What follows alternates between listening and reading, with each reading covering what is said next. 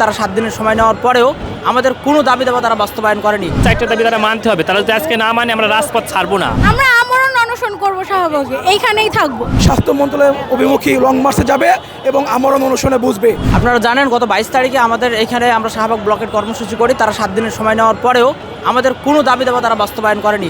সেই ক্ষেত্রে প্রশাসন থেকে আমাদেরকে আবারও বলা হচ্ছে তাদের সাথে যেন আমরা বসি। এই 17 সাল 23 সাল এবং 24 সালে তাদের সাথে বসেছি এবং কোনো শুরু হয়নি, তাই আমরা রাজপথকেই আমরা বেছে নিয়েছি।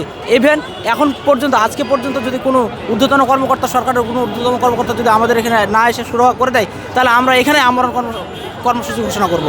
কেন মানছে না এটা সরকার ভালো জানে, কিন্তু আমরা তো দাবি নিয়ে প্রতিনিয়ত এখানে আসছি, তারা কেন মানতেছে না?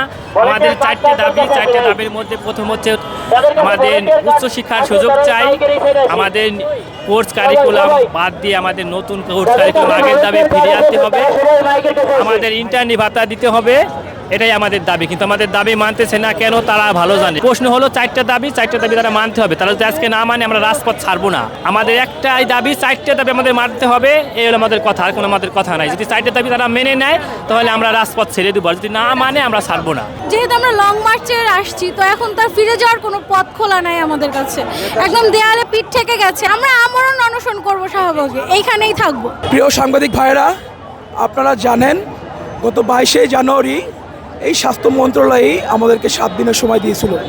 আমরা এই ডিএমএফ জাতি গত 15 বছর যাবৎ এই শাহবাগে 2016 সালে এসেছি, 17 এসেছি, 24 এসেছি, এখন 25। আমরা এখানে আসতে চাই না। আমরা ডিএমএফ, আমরা গ্রাম অঞ্চলের অসহায় মানুষদের, না খেয়ে দেওয়া, না কাপড় পরা মানুষদের স্বাস্থ্যসেবা দিতে চাই।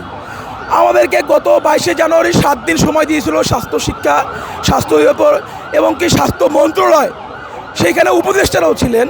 আমাদেরকে 7 দিন টাইম নিয়ে তারা আজ পর্যন্ত আমাদের একটা দাবিও তারা বাস্তবায়ন করে নাই, যার কারণে সাধারণ সমস্ত শিক্ষার্থী, ইন্টার্ন, বেকাররা আজকে লং মার্চে চলে এসেছে। যদি এখানে কোনো দাবি তাদের মেনে না হয়, মেনে যদি না নেয়, তাহলে এইখানকার শিক্ষার্থী, বেকার, ইন্টার্নরা আমাদের স্বাস্থ্য মন্ত্রণালয়ের অভিমুখী লং মার্চে যাবে এবং আমরণ অনশনে বুঝবে। আমরা সরকারকে জানিয়ে দিতে চাই, আমরা শিক্ষার্থী, আমরা 5 আগস্ট ফ্যাসিস্ট সরকারকে দূর করার জন্য আমি মিরপুরে ছিলাম ম্যাথস শিক্ষার্থীর পক্ষ থেকে। আমরাও চাই না দেশে এখন কোনো গণ্ডগোল হোক, কোনো অরাজকতা তৈরি হোক। আমরা চাই সুশৃঙ্খল সমৃদ্ধ একটি বাংলাদেশ তৈরি করতে, যেখানে কোনো মানুষের বৈষম্য থাকবে না। আমরা বৈষম্যের শিকার হচ্ছি। সেই জায়গা থেকে পুলিশ আপনাদের সঙ্গে আজকে কী আচরণ করেছে? পুলিশ আজকে আপনাদের সঙ্গে কী আচরণ?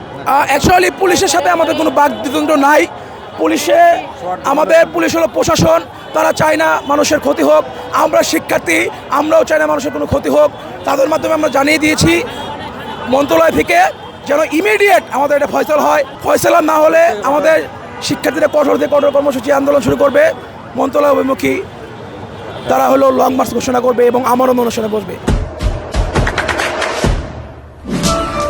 দেশে দেশে সবার সাথে দ্য নিউজ।